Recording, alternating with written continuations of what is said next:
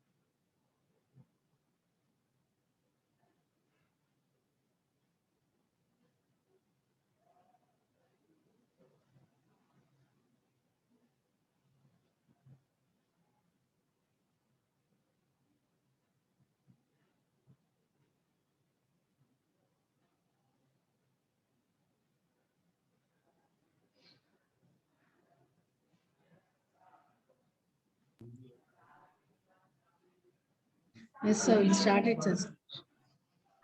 Fine. Yes, sir. I'll introduce you, sir. Okay, sir. Sure. Good afternoon, all. I want to start the session by a note of Albert Einstein. Try not to become a person of success, but rather try to become a person of value.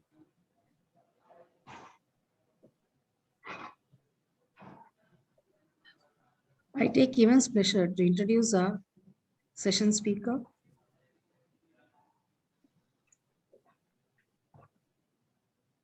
Dr. Thyagaraja Gupta, Deputy Controller of Patents and Designs, Kolkata Patent Office.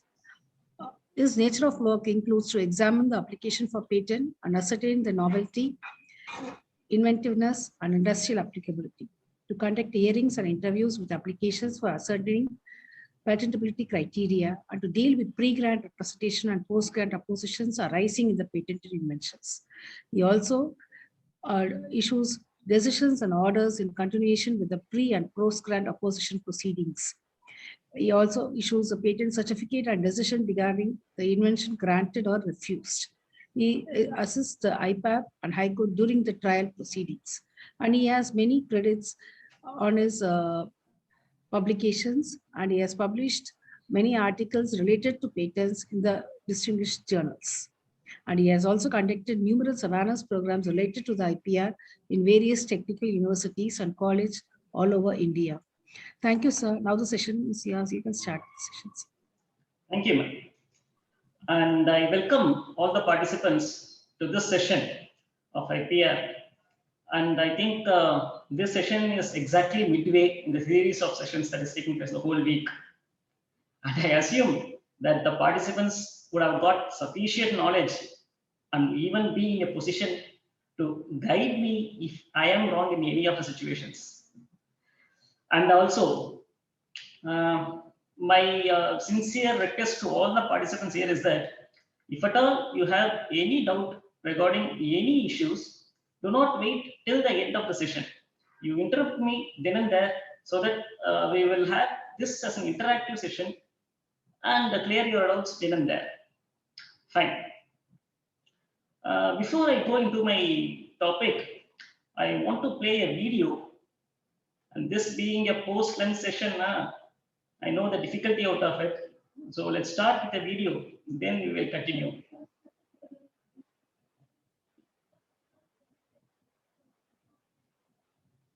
Hope everyone is able to hear the audio and video. Audio is not clear, sir. Audio is not clear.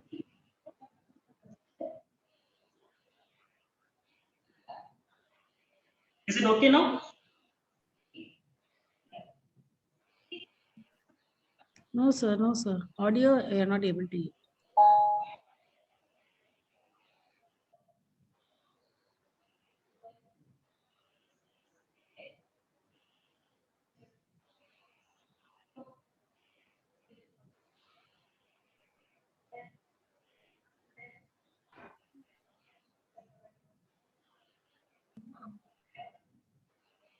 Sir, no. Sound is not there, sir. Sound is not clear. Huh? Yes, sir. Sound is not coming. Okay.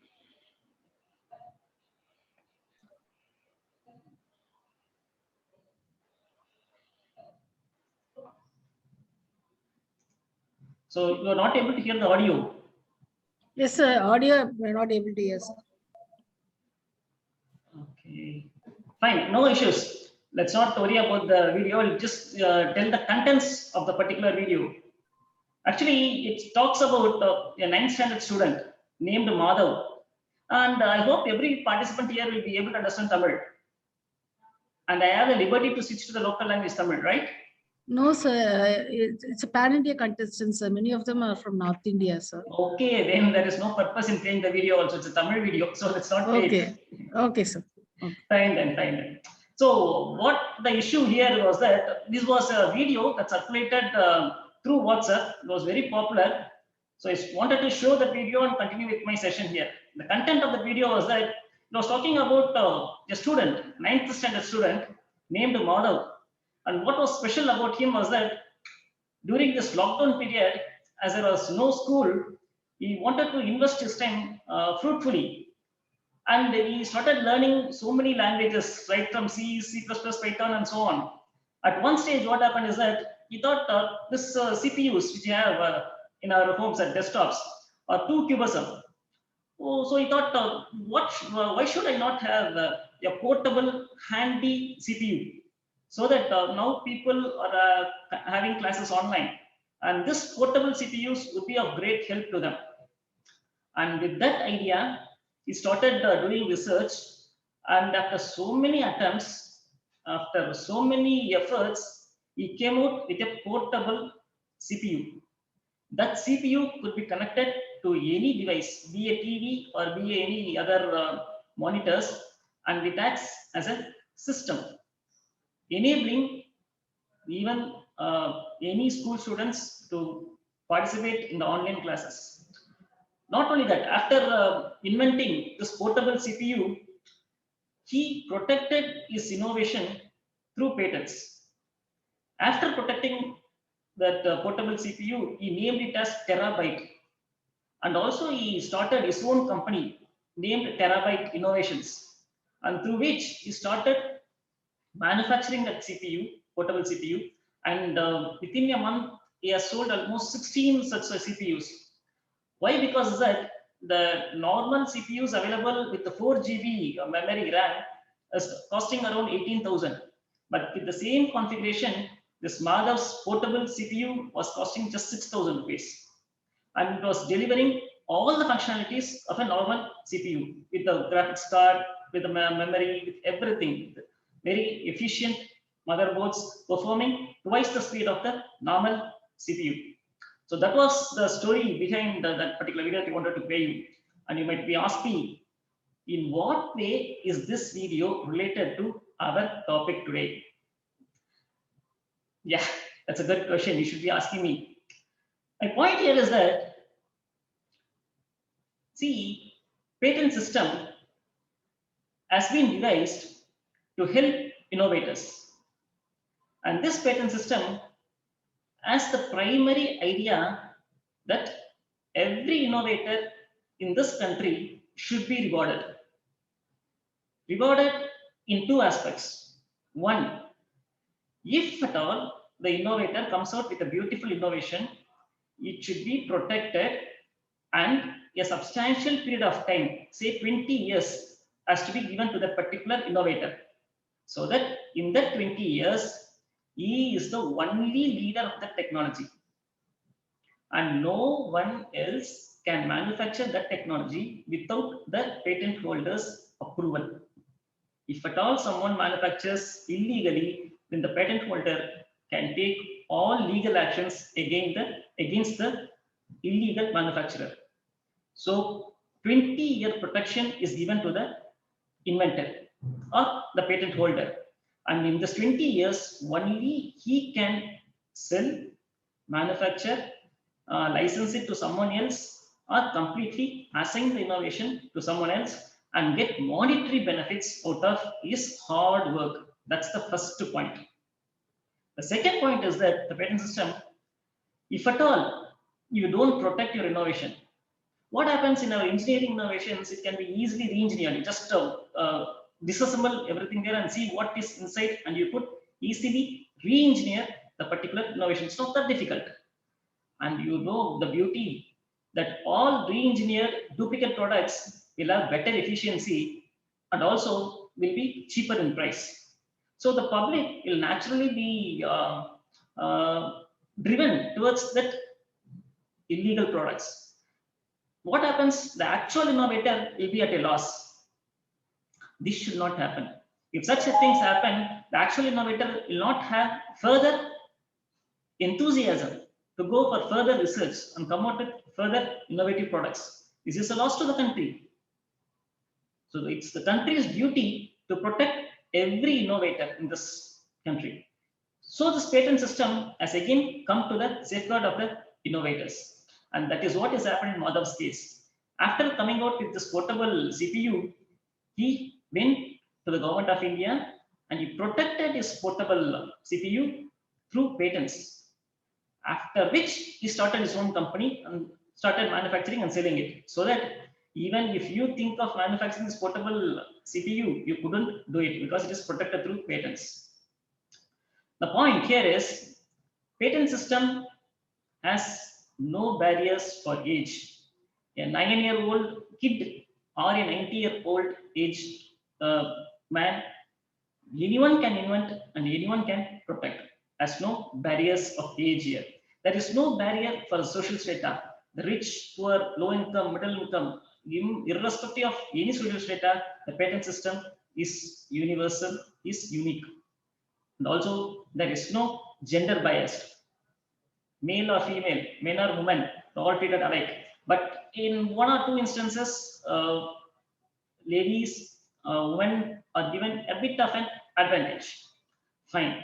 That's the point I wanted to convey you. So utilize this patent system for your benefit. When a 9th standard sitting student is able to innovate, protect, and start his own company and became an entrepreneur, why not we engineers with so much of knowledge could also make our own livelihood?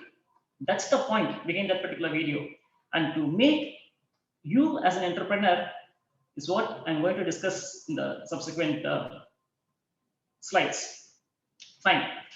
And today's area of discussion is the powers that are granted to the controller of patents. And the next question that should arise in your mind is that, oh, what are we going to gain as a participant by knowing the powers to a controller? Is that in any way of help to me? The natural question will be arising in your mind. Fine, I have to answer that also. See, if you want to file a patent application, you have to approach the patent office. Fine. And in these 2.5 days, there would have been n number of people, and they would have told you the procedures, formalities of filing a patent application. So I will go to the next slide also, which the other people would have told you about. Let me go very fast in this slide. So initially, you have to file the application for patent. It could be either a provisional or a complete. If you are filing a provisional, then within 12 months, you should have filed the complete specification. If you are not filing it, then the provisional will be abandoned. Fine. You file the complete application, complete specification. What else? If you want your application to be published very fast, then you should file a Form 9 with some fees involved. If you file an express publication, then it will be published maximum in 4 weeks or 6 weeks. That's the maximum period within which it would be published. And if you're not filing this Form 9, then it will take 18 months for publication. After publication, you should have filed the request for examination. Form 18, people would have told you about. So 2 mandatory forms you have to file. One is the Form 1, other is the Form 18. These 2 are mandatory. If you are not filing Form 18 within 48 months from the filing of your Form 1, then naturally the application is deemed to be withdrawn and it will not be taken up for examination at all. So after you file the request for examination, it is where we inside the office will look into your application at all. See, there are 4 subdivisions inside the patent office which deals with your application. If your invention is in the field of computer science, electronics, electrical, physics, and biomedical, all these applications will be sent to one group. So, excuse me, sir. Sir, you're moving the slides, sir. No, sir. I'm moving the slides. I went to the next slide. Second slide, you are, sir. Yeah. That flow chart is the same Yeah, slide. flow chart. Yes, sir. Yes, sir. Okay, sir. Yeah, I am that chart. I am that slide. Okay, sir. So fine, let me continue. Actually, we have got 4 groups of people inside the office to deal with your applications. Depending upon your field of invention, these 4 groups are being classified. One group deals with inventions arising out of computer science, electronics, communications, electrical, physics, and biomedical. The other group deals with the inventions related to mechanical, textile, agricultural engineering, metallurgy, civil, all those allied fields of engineering. The third group will deal with inventions related to chemistry, biochemistry, and all related to that particular products. And the fourth group will deal with innovations related to microbiology, biotechnology, and all those fields, allied fields of it. So we have got 4 groups here. Every group has got n number of examiners and n number of controllers. If you file an application in the field of, say, communication engineering, then it will be sent to that particular group, and one examiner and one controller will be assigned to take care of that particular application of yours. Till the end, only that one particular examiner and controller will deal. There will not be any change with the examiner controller pair. So this system is a 2-tier system, wherein each application is taken care of by one examiner and by one controller. So here comes the role of a controller. Actually, controller has got wide powers. These powers are given by the Constitution of India. Why is the Constitution of India giving this power to the controller? Is that to solve 2 aspects. One, you as an applicant have filed an application. After filing the application, during the prosecution, if at all some issues arises, whom would you approach to solve those issues? Naturally, you have to approach the controller. And if the controller has not any power, how would he rectify your problems? So for that purpose, controller should have some powers. The second reason is that the controller has to deal with the examiner inside the office, inside the system. To enable the smooth examination of your application, again, to interact with the examiner, the controller needs some power. Also, if at all the controller is not given this power, then to rectify the issues, naturally you will approach the court of law, maybe the High Court or the Supreme Court. Already the high courts are flooded with many applications to be redressed. And even if this patent applications goes there, when will you get the justice? So it is practically not possible. They wanted to solve the issues then and there. And that's why the controllers are given some powers within the boundary of the Patent Act. It's not unconditional powers. They are all conditional powers, closed ended, very restricted powers. And the controller is given the power to act as a quasi-judicial judge to meet your requirements. Your, in the sense, the applicant, your requirements within the office itself, so that your problems are getting rectified. Fine. So you file the request for examination and we take up. We look into your invention. We make a complete study of the report that you filed. We understand what your invention is. After understanding your invention, we make a search, patent search. People would have told you how to make a patent search. We do that inside the office and look and ascertain that your invention meets the three conditions. What are they? Novelty, inventive step, and industrial applicability. That's the first thing we check, whether your invention is meeting these three criteria. If they are meeting these three criteria, then you will check the section 3 that also would have spoken to you, non-patentable inventions, which is what we check as a next step. And if there is any ambiguity, any excuse me, sir. Excuse me, sir. So they ask a full screen mode for the change. Okay. Fine.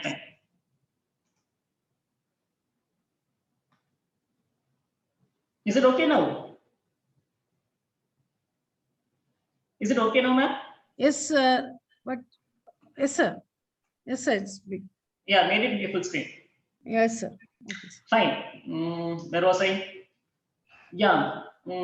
Yeah, we check with non-patentable inventions, if at all, if your invention is lying in any of those categories.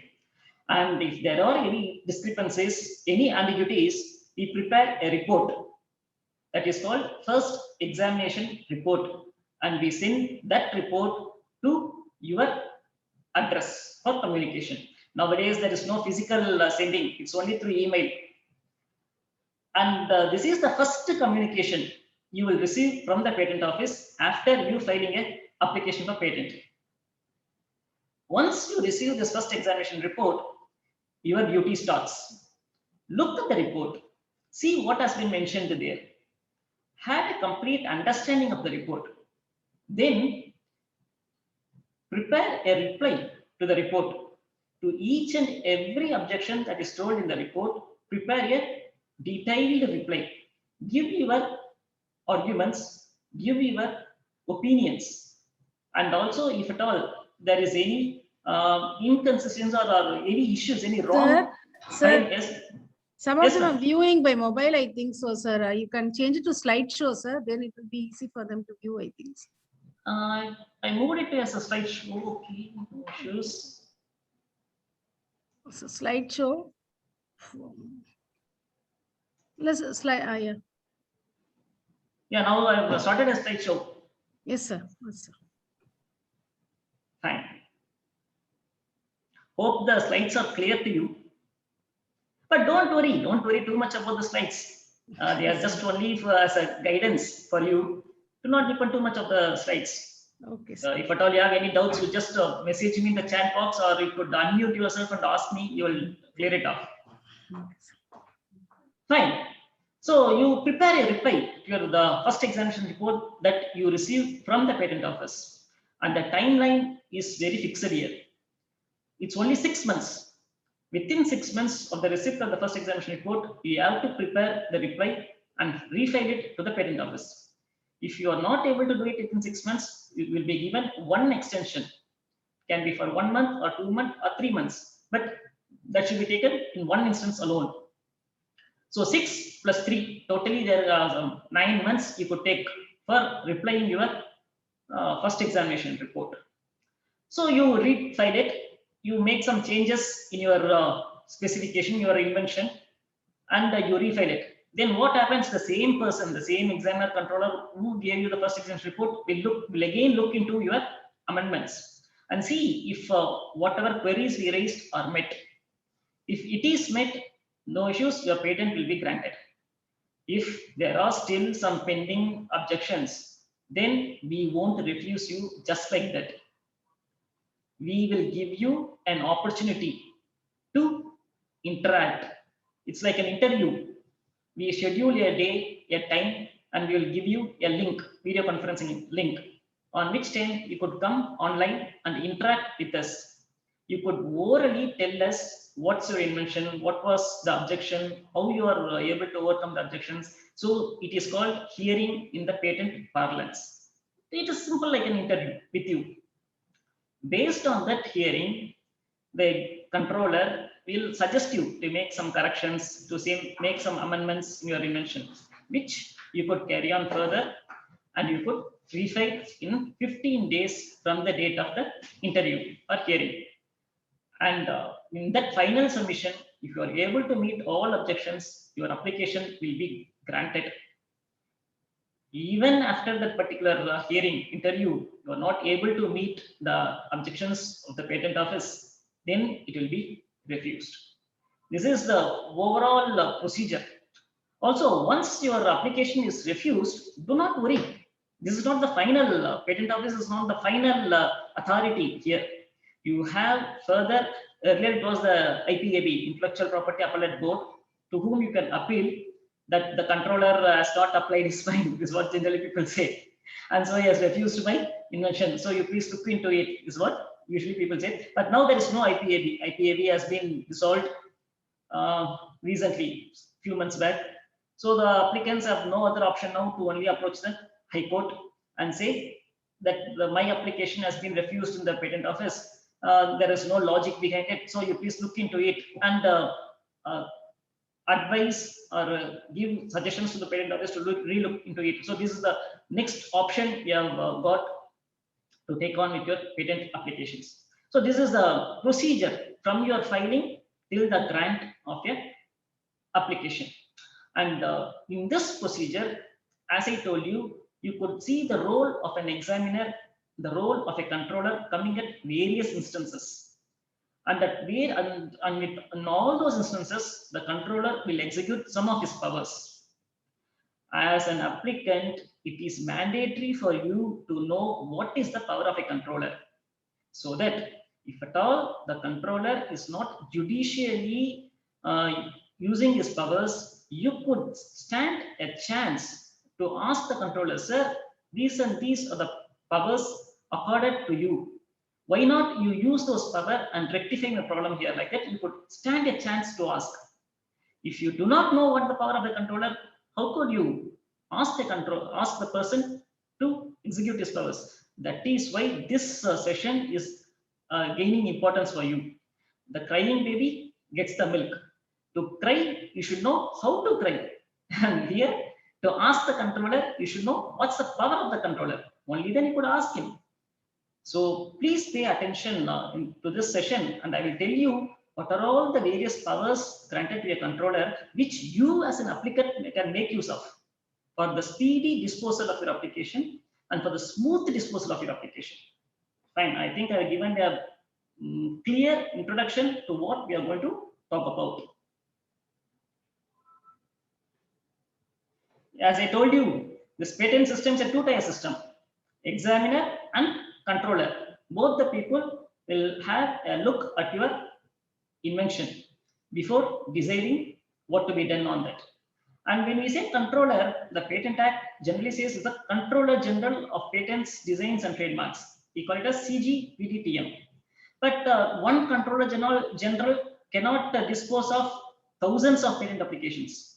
So what the Controller General has done is that he has delegated his powers to some of the people, and they are called as Assistant Controller, Deputy Controller, Joint Controller, and Senior Joint Controller. These are all the people inside the patent office who join the system as an examiner. After adequate experience as an examiner, we get promoted to Assistant Controller. After adequate experience at Assistant Controller, they become a Deputy Controller, and later on they become a Joint Controller, and later on they become a Senior Joint Controller. This is the hierarchy inside the patent office. So if you are going to file an application, there will absolutely be one examiner to take care of your application. And depending upon these four controllers, any one will be in charge of it. Fine. When it comes to the powers of controller, there are two powers accorded. One, the power the controller will use within the system, within the patent office, to deal with the examiner or to make some clerical errors in your application in the register of the patent office. So it's all internal, wherein he can execute some powers. Also, the controller can execute some powers with the applicant, you. Those powers can be in favor of you, or in sometimes it may be against your interest also. So controllers has got two powers, one within the system to be executed and one with the applicant, he has to execute the powers. Fine. Now we will see what are all the powers the controller will execute with the applicant. Say, for example, you and your research student. So you are the professor and your research student. You two are doing some research and you have come out with a beautiful solution to the particular problem. And now you think of applying a patent. Fine. You started to file those applications, and in the column of applicant, your name as well as the student's name are appearing, and you have filed for the patent. As days pass on, your student has left your college and he has joined some other position. Now, you as a professor want to change the address for communication. Actually, it was the student's name, it was given in the address for communication. Now, the student has left your premises and he has joined some other place. Now, what to do? So, one issue has come into picture after filing the application. Here, you could change the address for communication from the name of your student to your name by the filing of a Form 13. But can you do that without the knowledge of your student? That's not possible, because in the Form 13, the whoever be the applicant, 1 or 2 or 3 or n number, all the applicants need to sign in the Form 13. If not all the applicants are signing, then the controller will not take up this Form 13. He will ask you as to why, if there are 4 applicants but only 3 have signed, why not? What has happened to the other one? So we need explanations. So all 4 people who are the applicants, or all n people who are the applicants, has to sign. Without the knowledge of one applicant, the other 3 applicants cannot make any changes in the form. So here comes the controller's power to look into the Form 13 and see if everything is correct. If everything is correct, the address will be changed to you, so that you can further prosecute the application till the grant. Fine. Next instance comes. You initiate your own startup company, say ABC Private Limited, and the application is filed on the company's name. It's a startup, say it's a startup company. The startup company has got some advantages inside the patent system. People would have told you in the earlier sessions how a startup company has got privileges. So you file the application in the name of your startup company. And after a few days, you come to know that this name is not suitable for your company, ABC Private Limited. You don't find it good for some reasons or other. And you change the name of the company to XYZ Private Limited. But in the patent office, that application was filed in ABC. Na? What to be done now? Again, you have the chance to change in the patent office register also to XYZ by filing a Form 13, which again the controller will look into it, and you need to give documents, evidences stating from the Companies Act there will be the procedures from ABC to XYZ. You change, we have got some procedures in the Companies Act. We need those documents as evidence. On looking into those documents, if it is legally approved that ABC has been changed to XYZ, then inside the patent office also, the register also, we will change from ABC to XYZ, which also needs a Form 13, and this Form 13 is approved by the controller by the application of his powers. Fine. The third scenario comes. You have invented and you have filed the application. After filing the application, you have filed the complete specification itself. So after filing the complete specification, 6 months later, because you still continue research on the same field now. So after 6 months, you find out something else more related to the invention, and you want to add that information also in the complete specification. What to do now? Yes, you are allowed again by filing a Form 13. Earlier 2 cases were for change in name, change in address, but this is a technical amendment. Subject matter, new subject matter you are adding into the specification to your invention.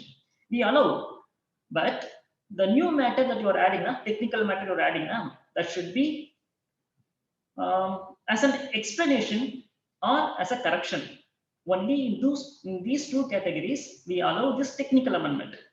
If your technical amendment is way beyond of what you have initially filed, say initially you have filed a system comprising A, B, and C as the parts. After filing the complete specification, if you find that B has got one more additional part, B dash, you could we will allow you to file more information regarding B dash. It's as an explanation. But if at all you file a new feature D, A, B, C plus D is what you are going to add at the later stage, that we will not allow you, because this addition of D was not initially told and it's completely new matter. Such addition of new matter varies the scope of your application. So form 13, here again the controller has to decide to allow this technical amendment or not to allow the technical amendment. And again here two scenarios come. This technical amendment you can file before the grant of patent or sometimes after the grant of patent. If it is before the grant of patent, the procedure is simple. The controller by himself will decide whether it is not varying the scope, he will allow it. So you can make the changes in your subject matter. But if it is after the grant of patent, the controller alone cannot decide here. If the controller feels this subject matter is allowable, he will allow it. Then it has to be published. The public will look into it. Public will here stand a chance to oppose. As a post-grant opposition procedures will come into picture. So controller alone cannot decide in the amendments after the grant of patent. The public will also play a role here. Fine. I think my session is clear to you.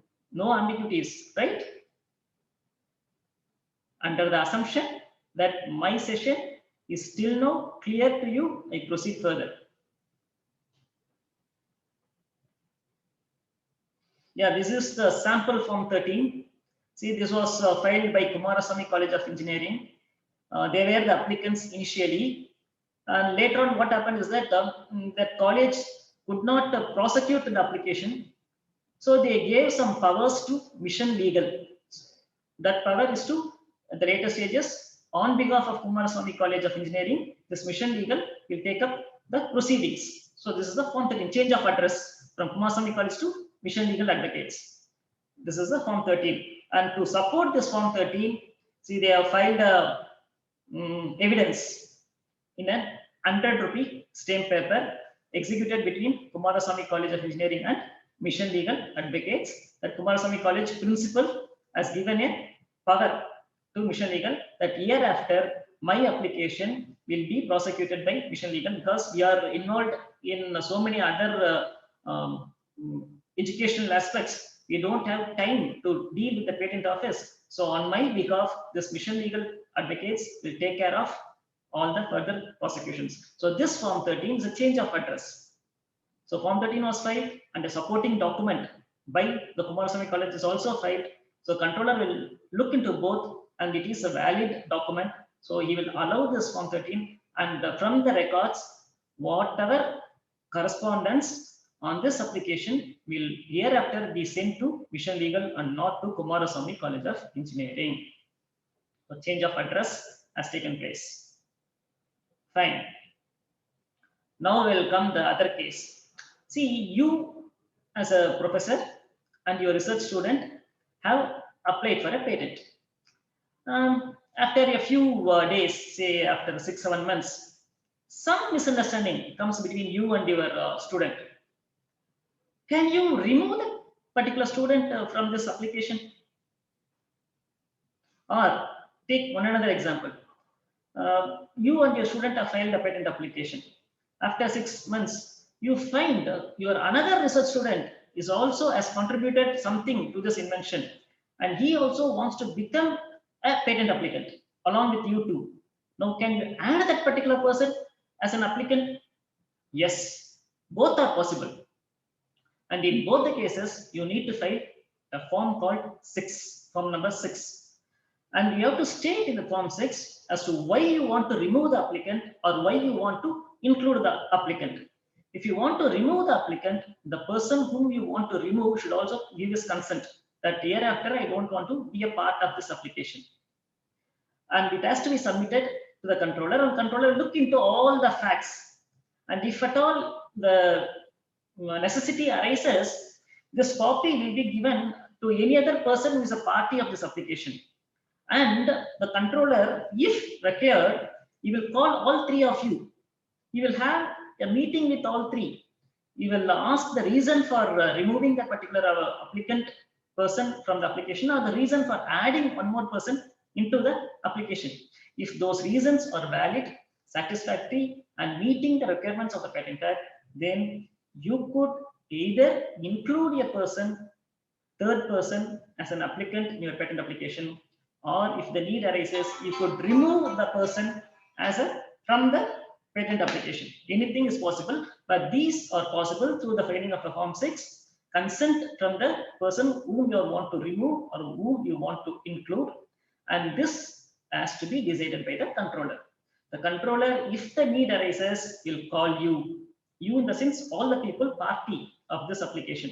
He will have a wording and see if the reasons are valid and right.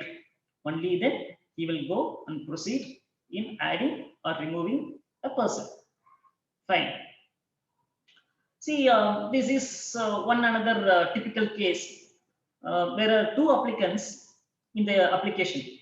During the prosecution, unfortunately, one applicant dies. Then what to do? Yeah, here the one applicant who is alive can again make a request in Form 6 that hereafter this application, patent application that I have filed, should proceed only in my name. The other person is dead. In that case, you have to file the proof for the death of the joint applicant, and the legal representative of the deceased should give a consent. These two conditions are to be met, but these are all remote conditions. Let's not worry too much about this particular scenario. We will move on to the next scenario. See, you and your research student have applied for a patent application. It's all in the stage of processing. You come to know that, see, I have finished the research, I have filed the patent application also, and you find one company, say some Siemens, is interested in your research. They approach you and they say, see, gentlemen, your research is very good. You have also filed a patent application for it. I have seen in the patent publication, it has come out. I read through your specification and I am very much interested in your invention. Could you sell your invention, completely assign your invention to me, is what the company Ericsson is asking you. And you also feel this is a good offer. So you interact with them, and finally for agreed terms and conditions, Ericsson is ready to purchase your invention. Now you are transferring the rights on your invention to Ericsson. Okay, this is the scenario.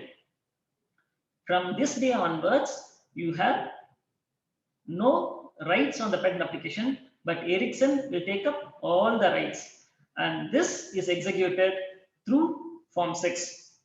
See, this is sample Form 6 I am showing you. This is taking place between actually Gurbinder Singh Bindra is the applicant for this application 553 CHE 2014. In 2014, he made this application.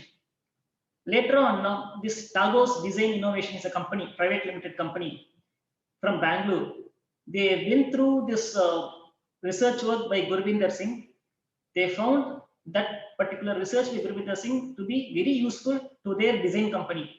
So they spoke to Gurbinder, and completely lump sum amount was paid to Gurbinder Singh. And they took up the total rights on the particular research by Tagos Design. And Gurbinder Singh was also happy to assign the rights. And they filed a Form 6 to the Patent Office. This is the sample Form 6. And to assess this Form 6, you see, this is the document, assignment document executed between Gurbinder Singh and Tagos Design Innovations.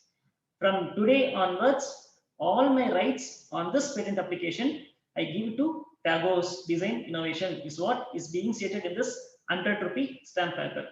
And this is filed with the patent office. And here the controller will look at this form 6 and he will look at this assignment document. And if everything is valid, then the patent office register on that particular application will get changed from Gurupinder Singh to Tagor's design innovations. And Gurupinder Singh will have no rights at all on his innovation. And he has assigned all his rights to Tagor's based on a lump sum amount he received from Tagor's. So this is one place where again the controller role comes to picture. When you completely sell your research work to a third party who is interested in acquiring it. Fine. We will move on to the next scenario. So you work in Pratyusha. You as well as your one more professor. Both of you have come out with a research work. And as per Pratyusha College's terms and conditions, if at all any research work, any innovation is taking place inside the college, then the college is responsible for it. If at all, some colleges have that conditions. I do not know about Pratyusha's terms and conditions. If that is the case, then though you are the inventor, you cannot file a patent application because your research work took place inside Pratyusha. You utilized the resources of Pratyusha Engineering College. Then all the outcomes in your research work is bound by Pratyusha. So you cannot file any patent application at all, though it is your work. Then what could you do here? The Pratyusha College will be the applicant and you will be the inventor. See, form 1 of the patent application has got multiple columns. The first column to mention the name of the applicant. In this case, their Pratyusha College name will appear. And subsequently, in the 4th column, we'll have the names of the inventor, where your name will come into picture. Fine. You might have one doubt here. Sir, I do my research in Pratyusha. After finishing my research, I submit my thesis for the college's preview. What will happen if the college files an application without my knowledge? Right? And if they take advantage of my research work completely without my knowledge, will I be not at a loss? Yeah, this is one good question you should ask me. There also the patent office will put a check. Pratyusha College is filing an application for patent. We will not just like that approve that application. We will see who the inventors are. Maybe you and your co-professor. Then we will see whether you two people are given consent to Pratyusha for filing this application, which we call it as proof of right or assignment in the patent terminology. People would have told you about this one in the earlier sessions, but let me also give some more information about that. So here the controller's power comes into picture. You will just like that will not take up that application. You will check. See, college is the applicant. College cannot do any research. Only the people working in the college can do research. That's common knowledge. So the people who have done research, are they given their consent to the college to file this application? If you look at the form 1 at serial number 9, there will be mentioned it as an agreement between you, the inventor, where you have to sign. The inventors have to sign stating that I have no objection in Pratyusha filing an application of patent for my research work. If that signed by the researcher or by the inventor is not available, then we will not take up this application at all. So don't worry that you as a researcher, no one can cheat you. Without your knowledge, no one else can file the application. Even if they file a patent application, we inside the office will make double checking. And as a controller, we will not allow the application if you, the inventor, has not given the consent. That we could make in 2 modes. Either in the form 1 itself, there is a provision where the inventor can sign and give the consent, or else in a stamp paper, you could make an agreement. Like in the earlier case, I showed you a stamp paper. between the Kumarasamy College and the Mission Legal. Like that, one stamp paper, 100 rupees stamp paper exhibited between Pratyusha College and you two professors, stating that though we are the inventors in this application, we have no objection in the college, Pratyusha College, applying for a patent. Like that, you have to make an submissions and you have to sign and give, and this is called the assignment. And this has to be filed during the filing of the patent application itself, or at least 6 months after the filing of the application. If you are not filing this assignment, then we will not take up this application for prosecution. Okay, after 6 months you are filing this assignment, then it is an irregularity, and by which you should file a petition under Rule 137, and you need to pay some fees and all additional extra fees and all comes into picture. It is additional burden to you. So be very sure that if the college is an applicant and the inventors or the professors, then there needs to be an assignment within 6 months from the filing of the patent application, or else the application you will not take up for examination at all. Right. This is one place where the inventors are safeguarded. Fine, we'll move further. And Form 3, people would have told you earlier sessions that if you are filing in India and you have some intentions to go and file in some other countries in the world, we have no issues in you filing there. But within every 6 months period, you should intimate the Indian Patent Office as to what is happening for your corresponding applications in the foreign countries. That is a requirement, and this should be done every 6 months. And if you're not doing it in every 6 months, then there is a chance of your patent application to be opposed by some other person. So take care of that one also, and this is also allowed by the controller, some of the provisions. Fine, I will move further. See, you have one doubt, sir. I am the inventor. I did research on this domain for almost 1 year, and I have come out with a beautiful invention. Now Pratyusha College is filing an application, and what is the benefit for me? 1 year research work, do I have no benefit at all? Fine, this is one good question you should ask me.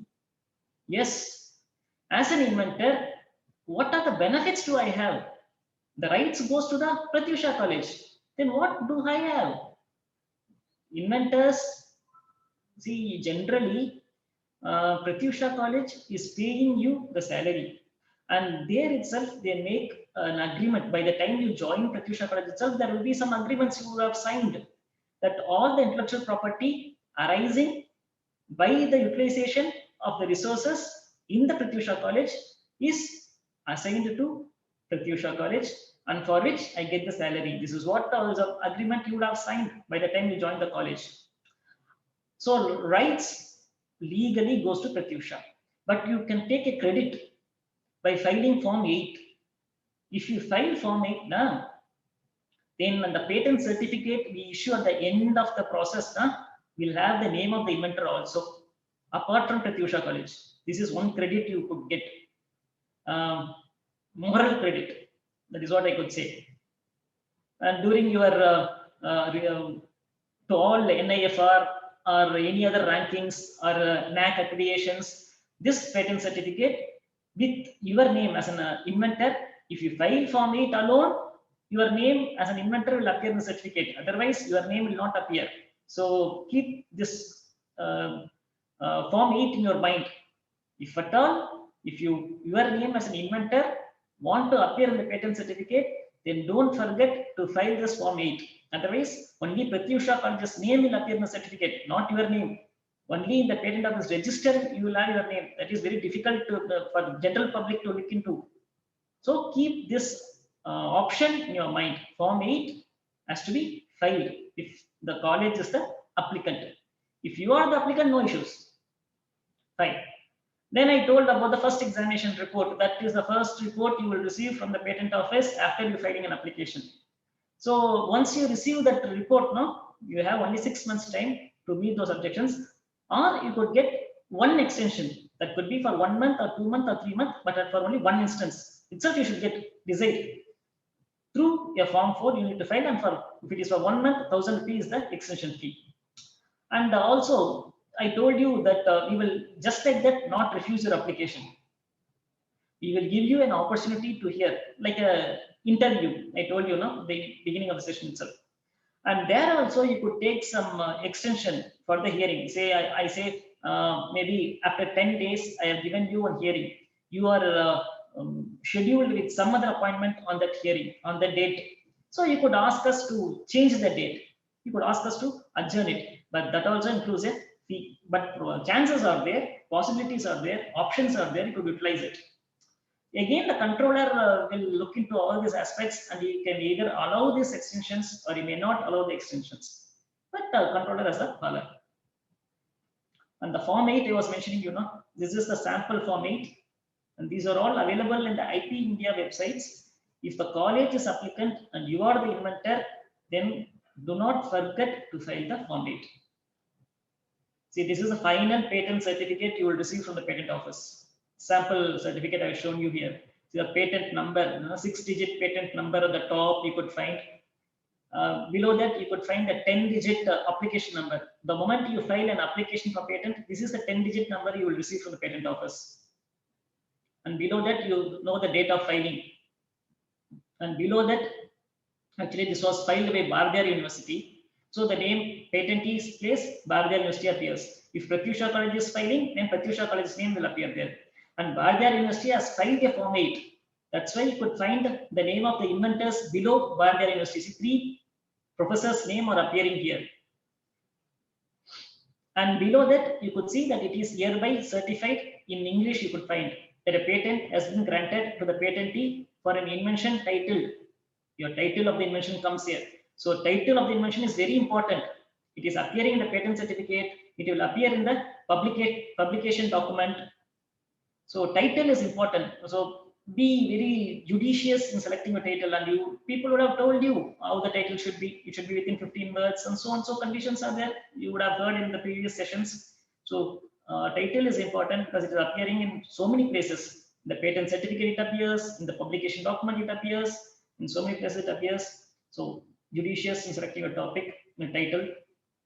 And it says that 20-year term period is accorded from the date of 1/10/2020 is the date of your filing. So from the date of filing, 20 years you're accorded. This is the sample patent certificate you will get at the end of the procedure. Hope my session is clear. You are not getting confused at any stage. If at all, is there any confusions, clarifications? Be open, ask me. Fine, I'll move further. See, this is one another patent certificate filed by the same Bardiyar University for a different application, wherein they have not filed the Form 8. And you could see the difference. The earlier Sir? case. Yes, ma'am. One question, sir. Yes, ma'am. What is the time limit for addition of names of inventors in patent application? Can the inventor be called the patentee in the patent certificate by filing Form 8? Fine. First question I will answer you. The time limit. See, you could add or remove the name one more applicant or any number of applicants before the grant of patent. Anytime before the grant of patent. So till that patent is being granted, you have that provision. That's the first question's answer. The second answer is that inventor can never become a patentee. Only the applicant will become the patentee. In both the cases I have shown you, applicant is Bardiyar University. So finally, the patent right or the patentee is only the Bardiyar University, not the inventor. All the rights on this patent application can be executed only by Bardiyar University. The inventor has no rights at all. Be very sure about it. Whoever is the applicant, he has got the rights to commercialize that particular invention. The inventor will have only a credit that he has done so much of research work on that particular domain, and he is the person who has resulted in that particular innovation. If you, the inventor, want to take rights on that particular invention, then you should be the applicant. Only if you become the applicant, you will become the patentee. Otherwise, you cannot become the patentee. the applicant can become the patentee. The patentee can alone enjoy all the rights in the patent application. In the case of Bardar University, what happened, you know? The professors in the Bardar University, by an IPR agreement, they have signed, all professors in Bardar University have signed an agreement stating that all the intellectual property arises by the utilization of the resources of the Bardar University is assigned to Bardar University. Like that, all the professors, associate professors, assistant professors of Bardar University have signed. That's why the professors are not becoming the applicants or patentee. But I came to know that Bardar University is giving some incentives to the researchers whose work has been getting a patent. Some increments, additional increments, some monetary benefits, I think they are getting.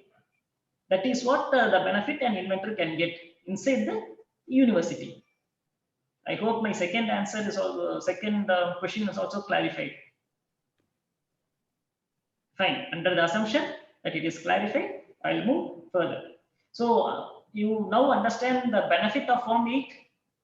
If you are not the patentee, if you're not the applicant, and still as an inventor, you want your name to appear in the patent certificate, don't forget to file Form 8. I show you two certificates with the name of the inventor and without the name of the inventor, because Form 8 was filed in one case and Form 8 was not filed in the other case. And in this case, if the inventor want to prove that they are the part of this application, it's very bit difficult, because the names will appear only inside the register of the patents, which is not easily accessible to any general public. So the inventors are at a loss here. So I generally suggest to people that if you are not the applicant, you are only the researcher, you are only the inventor, then someone else is the applicant, 100% file a Form 8. Don't forget. Because fees is very minimal in all cases. India is the country that provides very cheapest modes for getting a patent. Among all 130, 140 countries, India is one country where the fees are all very cheap, the procedures are all very simple. Why? Because of that, we encourage the general researchers, we encourage the professors to go for the filings. You know, every year, almost 80,000, 90,000 applications we receive for patent. Out of the 80,000 applications, hardly 8,000 are from Indians. That's the scenario now. The government of India is very worried about it. Not even 10% of Indians are filing an application for patent. It's not that there is no research taking place in India, but the awareness is not there. And we don't want that to continue further. We want the Indians, general public, to be aware of the patent system, utilize the system, convert their research work into a patented, protected work, and then take it to the next level of commercialization and generate some revenue out of it, so that you as a researcher get monetary benefits. Also, you get some prestige. Once, you know, how many Indians are generally out of 130 crore people, you know, how many file for a patent application? And even all the applications filed for patent do not get a patent. They get refused at many stages. Hardly 0.5% of the filed applications get a patent. Indians, I mean Indians. And if you are one among the 0.5% out of 130 crore people, you get a patent, it's a big credit to you. Everyone will applaud your efforts. And we, the government of India, also want the general Indians to go for a filing and get a patent and get it commercialized, so that you benefit and you also give a credit to the country in the world scenario. So that we make it the procedures very simple, the fees very minimal, so that you get a motivation to file. Fine then. So now I have been telling you the powers of the controller with the applicant. In so many scenarios, only the controller has to decide and finalize it. Now I will tell the powers of the controller within the system. Here, See, once you file an application, the examiner, who is an expert in that particular domain, will first take your application. You would have filed a complete specification, a complete write-up about your innovation. My examiner will read that. He will completely understand what you have innovated. Then he will also understand what was already existing, what have you improved from that. Based on your improvisation, we make a prior search.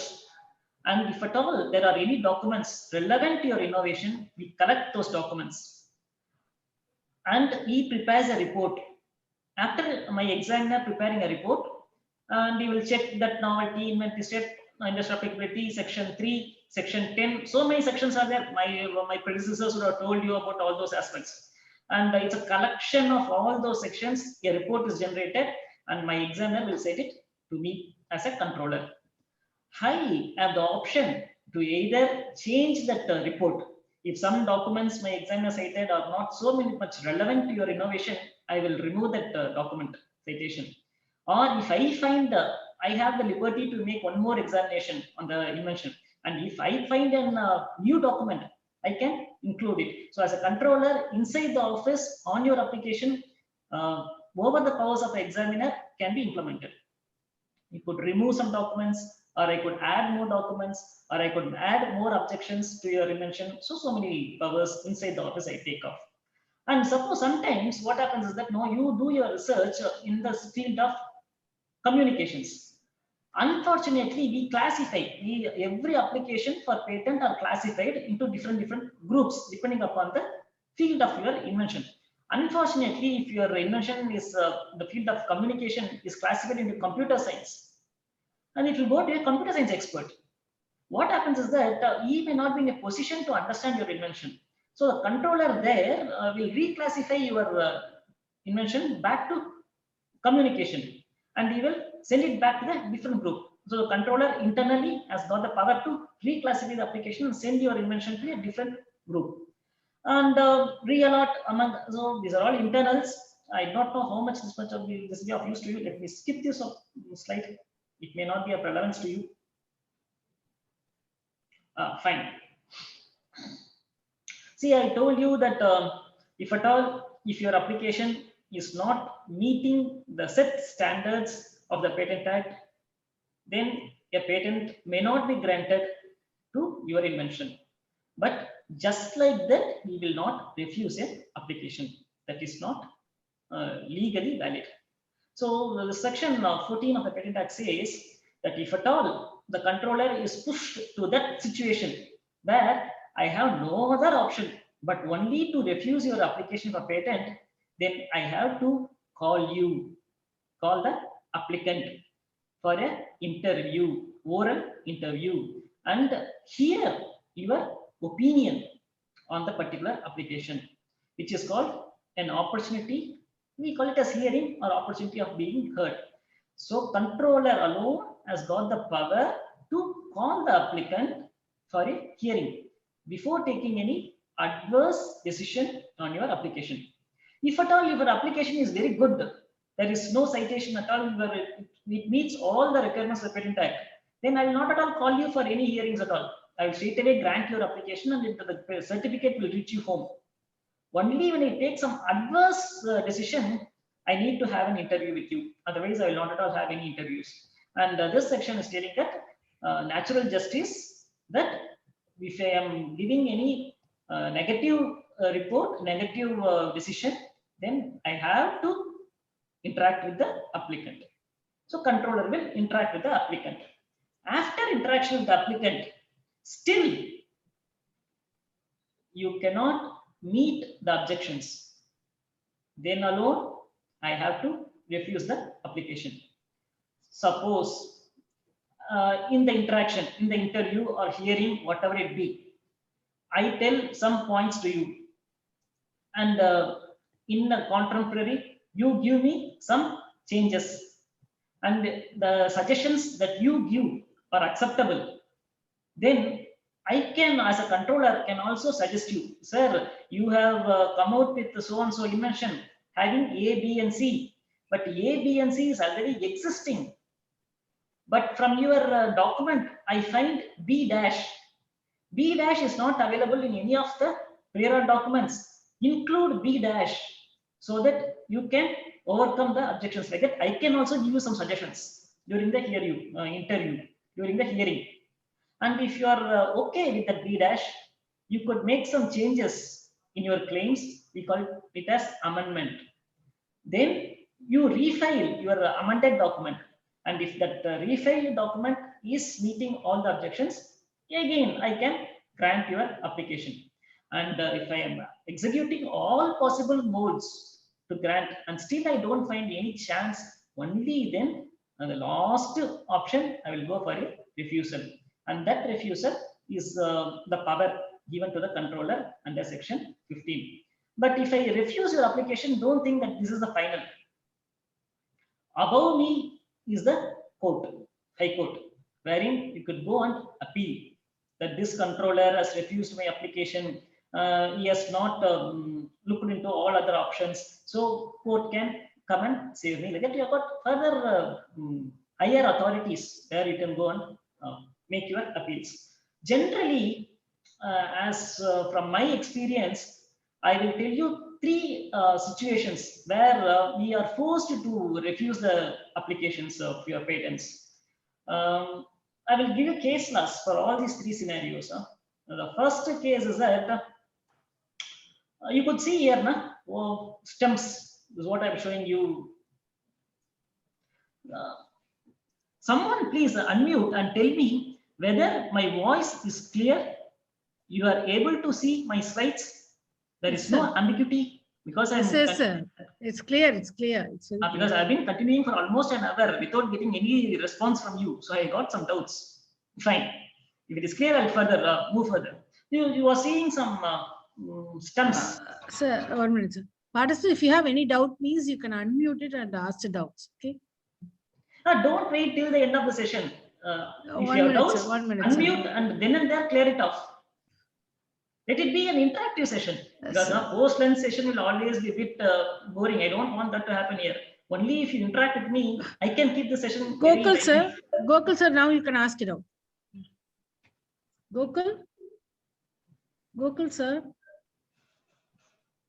Hello? Hello? Sorry, ma'am, is it audible, ma'am? Hello? Yeah, it's audible. It's audible. Audible. Yes, ma'am. Thank you. Sir, the session was very great, sir. I find it exciting. The question for me is, sir, I was asking the question yesterday, so, but I was, I feel like getting satisfied when I asked to you, I believe, sir. The question is like, one of the student applied for a patent and they filed a FER, sir. And in FER, what it came is like, it was stating few things, and finally it stated that within 2 years your patent will be granted, like that a statement has came from patent office. Is that things are possible, sir, or else whether we need to come there and give for any appeals or things? If patent office find ourselves to be innovative, will they grant like that, sir? Yes, sir. See, if we make all those preliminary checks, we see whether your invention is novel, inventive, industrially applicable. It doesn't fall under any of the section 3 non-patentable inventions, and it is very clear your specification is disclosing the best method of performing the invention. If you meet all the objections, then it will straight away be granted. Okay, sir. We will not call you unless otherwise the situation arises. We will not disturb you at all. Only if there are some ambiguities in your write-up, in your complete specification, we are not able to understand your invention. We do not know where actually your invention lies. If your write-up is not that clear, only then we will give an opportunity of being heard under section 14. Otherwise, we will not at all disturb you. Okay, sir. Straight away after FER, the grant will come. Is that, sir? If your reply is very good, you meet all the objections, there is no other pending objections, then we will grant you straight away. Okay, sir. Sir, is that necessary to make up with hardware, sir, or design specification? If it is very clear, is it okay, sir? Can you sir, the Patent Act says that if at all there are any ambiguities, we can ask you a prototype. Yeah. Okay, sir. Okay, sir. Thank you, Patent sir. Act gives us the power. The controller is given the power to ask for a prototype. But you will ask the prototype only if your complete specification is not clear. We read one time, Yes. 2 times, thrice, 4 times, still you are not able to understand anything from your specification. Only then we'll go for a prototype. Okay, sir. If your specification is very Sir, sorry crystal to clear ask to this us, repeatedly, sir. Yes, sir. Because these are the myths we just get it from each and everybody. So sometimes we are sometimes uncertain, sir. So only I ask these questions, sir. sir, If it Patent is Act has repeated, given sorry, us the sir. power to ask for the prototype. But Okay, it is sir. not Okay, sir. mandatory. If your write-up itself is Okay, sir. crystal clear, there are no Okay, sir. ambiguities in your write-up, then there is no necessity for prototype. Okay, sir. Thank you, sir. Thank you so much, sir. Thank you, So sir. Thank you, Parthiban, sir. sir, you can ask, sir. Parthiban, sir, you can unmute and ask. Parthiban, sir. Okay.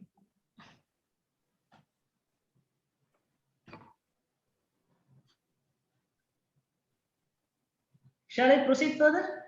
Sir, Sunil Gupta, sir, hello. Sunil Gupta, sir. Hello. Hello, madam. Yeah, you can ask the doubt, sir. Yes. Sir, I have one question that what is form number 30 and what is proof of rights? Fine. So form 30 is a form, general form. See, you want to upload some documents. See, after we give you an opportunity of hearing, you come to us over video conferencing, we both have an interaction. After the interaction, I give you some suggestions. Sir, amend your specification like this, change your claim like that. I give you some suggestions. You are also okay with it. Then after the hearing, you need to resubmit all those documents, right? To resubmit those documents, there is no specific forms available. If there are no specific forms available in the patent office for any of the particular purpose, then form 30 could be utilized in those instances. It's a general form. When no other form is of help to you, use the form 30. Sir, if we haven't received any communication from patent office and we identified that something is being deficient, then in that case, we can use form number 30. You mean form 13 or form 30? Form 30, sorry, sir. Form 30, 30. 30. Fine. See, after you file an application for patent, the first communication you will receive from the patent office is the first examination report. Till you receive the first examination report, do not be tensed, because there are many applications being filed. We take up in the order of form 18. In that priority, if your form 18 request for examination, you know about And the sir, form what is 18 proof request for of right? examination. Based on What is that proof of priority, only rights? the applications are taken up for examination. See, in the field of computer science, in the field of communication, to which I belong to, the requests that are filed in 2019 are now taken up for examination, and we are issuing the first examination report. So if you have filed your application after 2019, request for examination, form 18 is filed after 2019, and if it is in the field of communication, computer science, electrical electronics, do not be worried, because of thousands of applications. I told you 80,000 applications are being filed every year for patent, and you know the number of examiners, controllers in the office, they are in hundreds. So we are also human, because we have to study your invention, we have to understand your invention, we have to make a prior art search. It all takes our own time. So that comes some delay. So if your request form 18 is filed after 2019 in the field of communication computer science, do not be worried. You will receive a first examination report. Till you receive the first examination report, you have nothing to do on the application. Wait till you get the first examination report. Only then you have to reply back to the patent office. I think my first question is answered. Then you asked me about the proof of right. In my initial slides, I told you about proof of right. See, you are working in Prosecution Engineering College. You are the researcher. You are the inventor. But you cannot file a patent application. Only Prosecution Engineering College can file a patent application. So patent will be filed with the Pratyusha as the applicant, and you as the professor will be the inventor. But in the Patent Act, the inventor should give his assignment to Pratyusha Engineering College for filing the application. If you are not giving your consent, then the patent office will not take up the application by Pratyusha. How will you give your consent to Pratyusha Engineering College? That is called proof of right. In the form 1, we are going to file patent application form 1. The serial number 9, the inventors have got the chance to sign. That signing means that you have given your consent to Pratyusha for filing an application in which you have invented as an inventor. That is called proof of right. When the applicant and the inventor are different, the inventor has to give his consent to the applicant for filing a patent application. Unless otherwise the inventor gives his consent, the patent office will not grant that patent application. Am I clear? Still you have any doubts on proof of right? Oh, Still you have got doubts on proof of right? Okay, I'll give you one another scenario. no, sir. Yes, yes, told. Thank you, sir. Yes, told, sir. Okay, then fine. So another question, sir. Yes, from Parthiban. Recently, we had a patent granted and the certificate bears only the first 4 applicant name. For 5th and 6th applicant mentioned as ETAL, ET.AL. Okay. Is there any provision to include names? See, I showed you the patent certificate. No, it's just one A4 sheet sized paper. And you see in the place of the patentee is what the name of the applicants will come into picture. And that alignment will get differed because with the certificate is a fixed sized paper. So if there are no restrictions in the number of applicants, but when the number of applicants are going beyond 4, 5, 6, the provision to include the certificate becomes a difficult. So, but still, no issues. If ETL has come in that place, you could write to the patent office. I'll give you the Chennai-patent@nic.in is the email ID. You mention about your query to this email ID, mentioning your patent number, stating that we want the other 2 applicants' name also insert the patent certificate. Then we will look into it.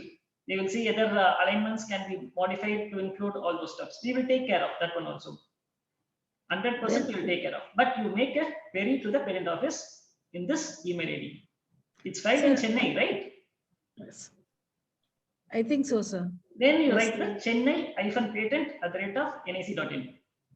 We will take care Chennai, of Chennai -patent -patent @nic.in. nic.in. Okay, sir. You mention your patent number. You also mention your query that the other 2 applicants' name are missing in the patent certificate. Please issue me another patent certificate with the names of all the 6 applicants. We will look into it. I will see if any possibilities are there to include all those names. Legally, all the names of the applicants has to appear. Sir, then how we can claim with the present certificate? No, I didn't get you, ma'am. Sir, how we can claim with through present certificate? The present certificate that you want for this patent application, wherein 2 names are missing. Yes, sir. The thing is that now that patent certificate will have the application number on it. From the register, patent office register, you could take up the form 1, printout of the form 1, wherein all the 6 names of the patent applicants will be there. Also, the patent application number also will be there on the form 1. So you could attach the form 1 with the patent certificate, stating both the places you have the application number, corresponding application numbers, which means though the 2 names are not appearing in the patent certificate, they are appearing in the form 1 of the corresponding application, which itself shows that these 2 people are also the patentee. This is one another mode. I think I am able to clarify your doubt. So another thing, whether actually 2 of them are inventors, yes, told, sir. Oh, inventor's name will not appear in the name of an patentee. Sir, he's saying, sir, in our cases, faculty, we are the applicant and students are inventors. Then who will have the rights? Only the applicants, the professors, faculties. Inventors has got no right at all in the patent application, in the granted patent, the execution of the powers of the patent. Inventors have got no right. Okay, sir. It's only the moral right they have. The inventor's name will never appear in the name of patentee, ma'am. That's not possible. If you file a Form 8, then in the certificate, the name of the inventors will also appear as the inventor, not the patentee. So only the applicant can enjoy all the benefits of the patent, not the inventor. Whether you are manufacturing the product, you are selling the product, you are completely assigning the product invention to someone else, whatever you want to do on that particular invention, on that particular patent, it's only the applicant can enjoy the rights, not the inventor. Right. Okay, sir. Is there any other question, ma'am? Can inventor himself be an applicant? Absolutely. Yes, inventor can himself be an applicant. There is no objection to it. In the name of applicant, his name also should come into picture. And in the name of inventor also, his name can come into picture. He can very well. Same person can be the applicant, same person can also be the inventor. No issues. Okay, sir. Okay, that's all, sir. That's all. Fine, then. As per your request, shall I wind up the session here, or shall I continue? So another 15 minutes, you can continue, sir. No problem. Fine, then I will continue. You just tell me when I should put an end, so that I'll continue tomorrow. Yes, sir. Fine, then, ma'am. I was telling you about that section 15, where the controller executes his power to either grant you the patent or to refuse the patent. And if he is refusing it, it will be only after a interview with you. See, this is one application that I want to discuss with you. Could see it is a stumps. Two stumps I have shown you. One on the left is a conventional stump that we have been using in our day-to-day activities. The one on the right side, can any one of you purchase the stumps that I have shown you on the right with the lights? You cannot. The other one you could purchase in the sports store nearby you, but you cannot purchase the stumps on the other side. Why? Why is it not available in the stores near you? Have any one of you thought about it? Why? Because the stumps with the lights are patented by an Australian. His name is called E. Cartman.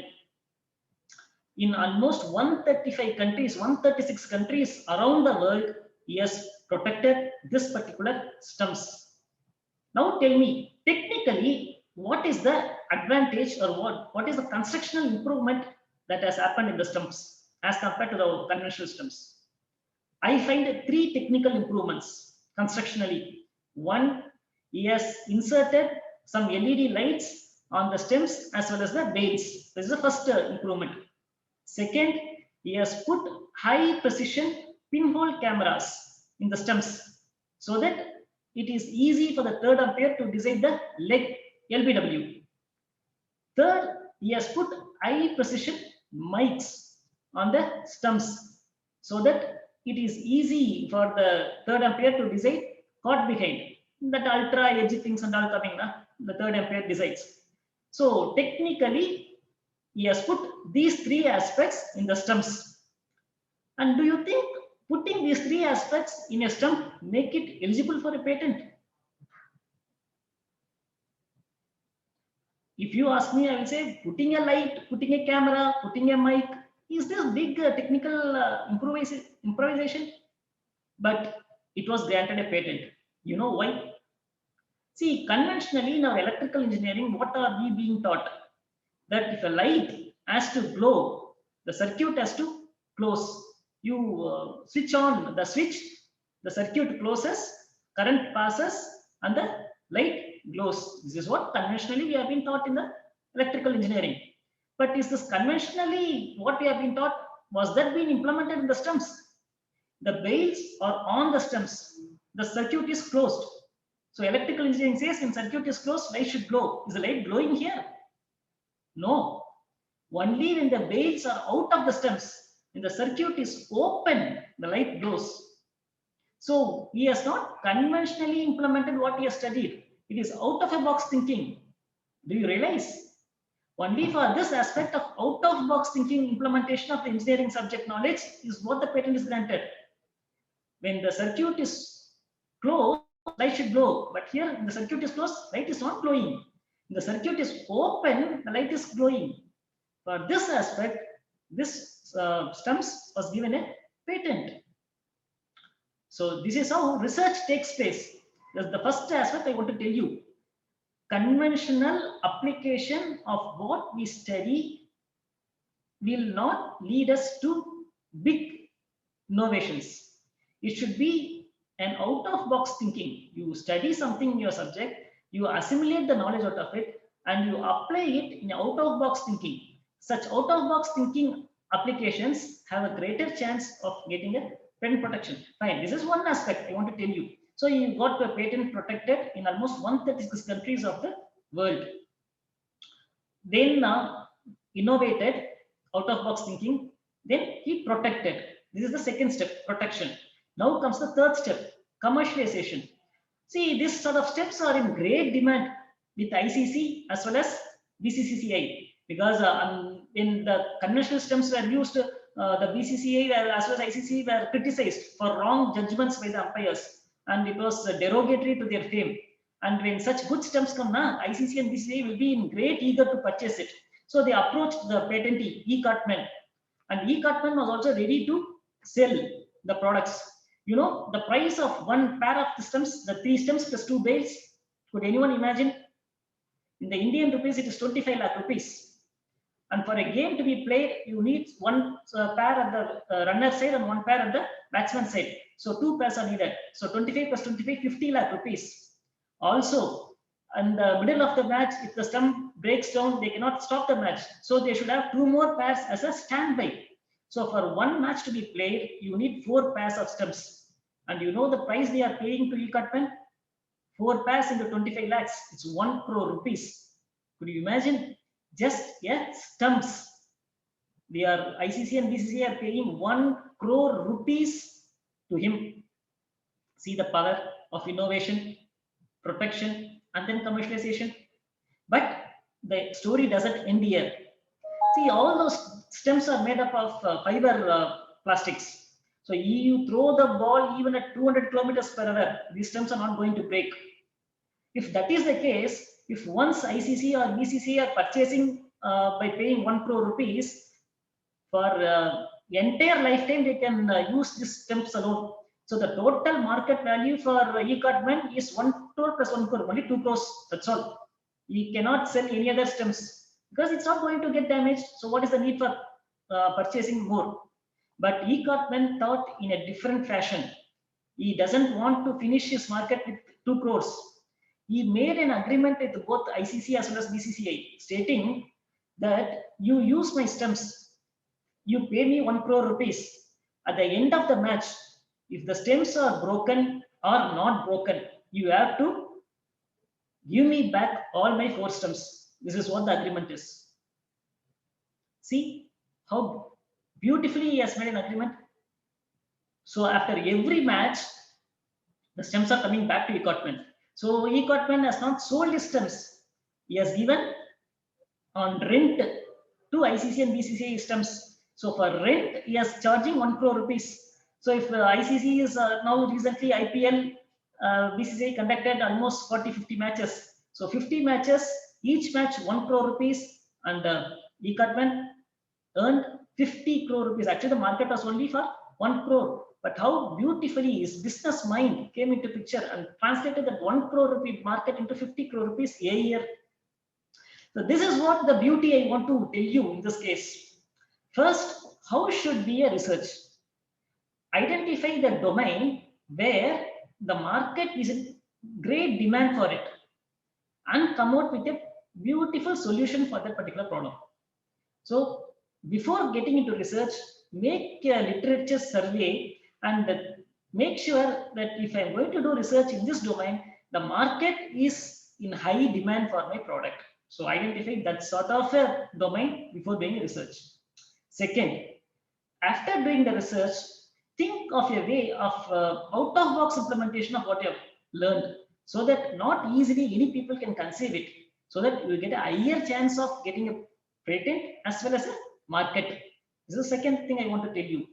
The third option, never ever go for commercialization without patent protection, because that is like putting a sovereign gold chain on the open road. Anyone can steal, anyone can re-engineer your research work, so that you will not get the benefits. Some third party will get the benefit. So don't go for commercialization without patent protection. Only because of patent protection, E-Cutman is gaining 50 crore every year. If there is no patent protection, any Tom, Dick and Harry would have manufactured this stems and would have sold. So protection is very important through patents. That is the third point I want to stress here. And finally, your business mind should be alert always to translate the minimum market into a maximum market. 1 crore market has turned to 50 crore a year. So that is the complete cycle from research to commercialization. And if you are coming out with such a beautiful research with beautiful innovations, then will we have any objection to grant you a patent? So there will not be any requirement for me interacting with you at all. If your specification is crystal clear, then straight away after your filing, after your sometimes you may not even receive the first examination report. If everything is pakka, crystal clear, then you will straight away get a patent certificate. So till date, the application that has received within a very short period is 240 days. From the filing till the grant, it was less than a year. What 240 days means comes to almost 10 months. From the date of filing to the grant, within 10 months an application has been granted. This is the fastest till date in the history of patent office. So you could also utilize it. This is the first, this is the information that I wanted to convey you in this story. Let me tell you one another case law, wherein see, this was filed an application filed by the company Scanray Healthcare Private Limited in the month of December 2007.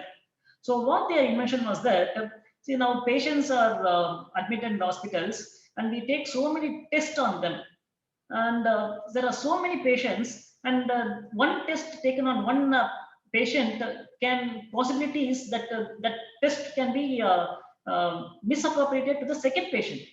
So this company has came with a probe. They got 2 sensors. In the same probe, 2 sensors implemented. The first sensor will take the biometric data of the patient, his name, his address, everything. One sensor will take the biometric data. The second sensor is the SpO2 sensor that will take the vital readings of the patient. So one probe, 2 sensors. So first they take the biometric data. Second, they take the SpO2 sensor data. Then both the data are transmitted simultaneously to the central processor, so that in the database, first based on biometric data, is database will be opened up, and the corresponding readings of the particular patient will be updated here. This is the invention by the company Scanray Healthcare Private Limited, and it was filed for a patent application. So we analyzed this invention, and based on the prior art search, we found 2 applications. The first one is a US document, which is also about patient identification system. There also they had 2 sensors. The first sensor is a pulse oximeter sensor, not SpO2, pulse oximeter sensor. The second sensor is a biometric sensor. It scans the biometric details of the patient, then it scans the pulse oximeter, and the data, you could see down, it is mentioned that the data may be combined or may be separate and sent to the central processing unit. So this is the first document you obtained. Now you tell me the difference between this document, prior art document, as well as the invention by Scanray.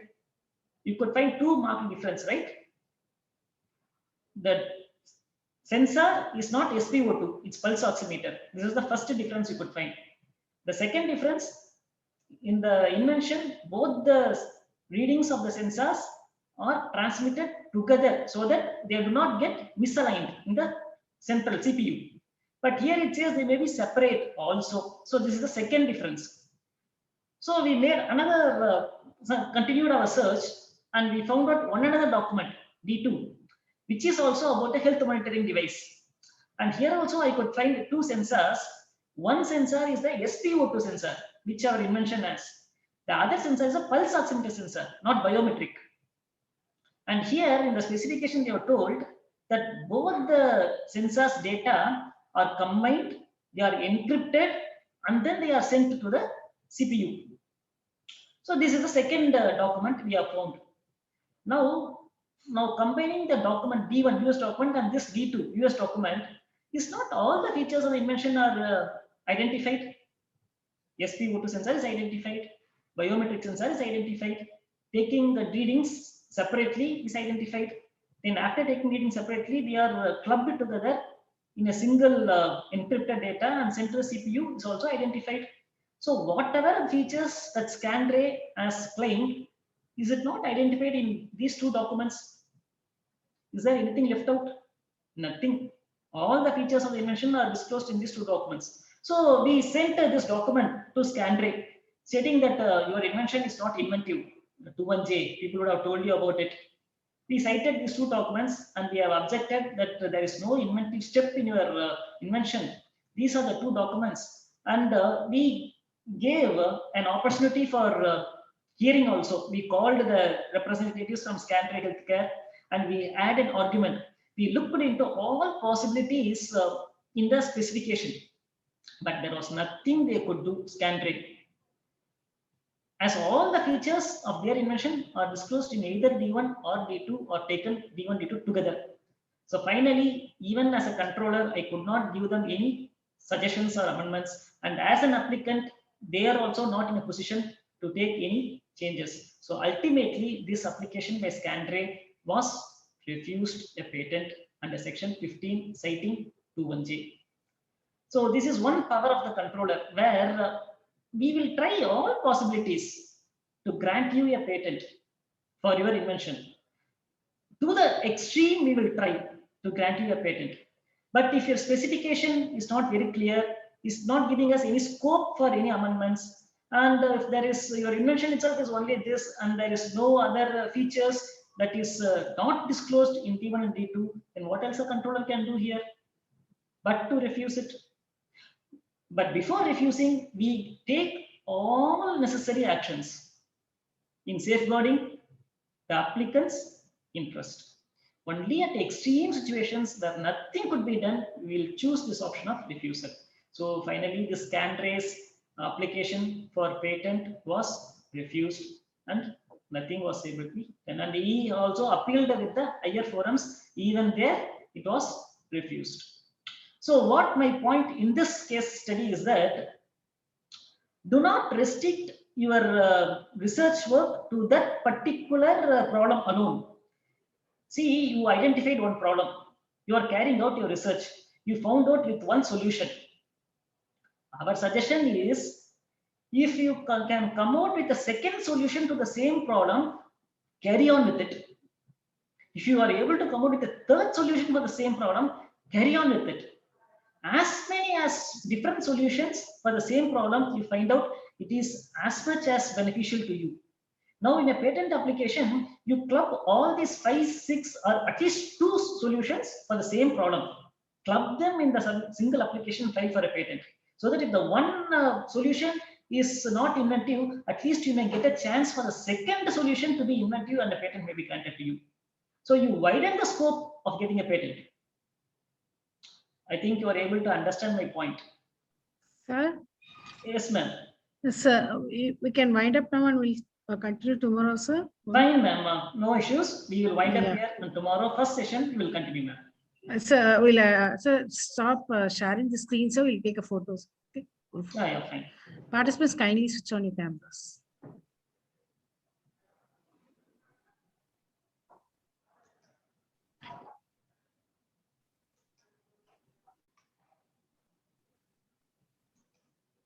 Yes. Participants, kindly switch on your cameras.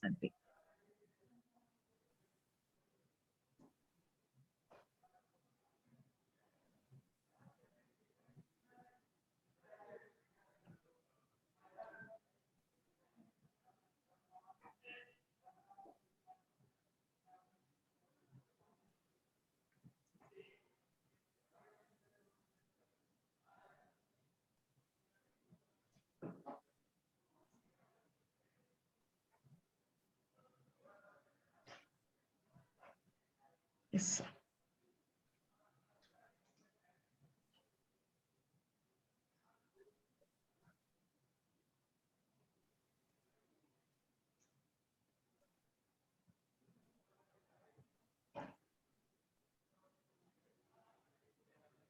Yes, sir.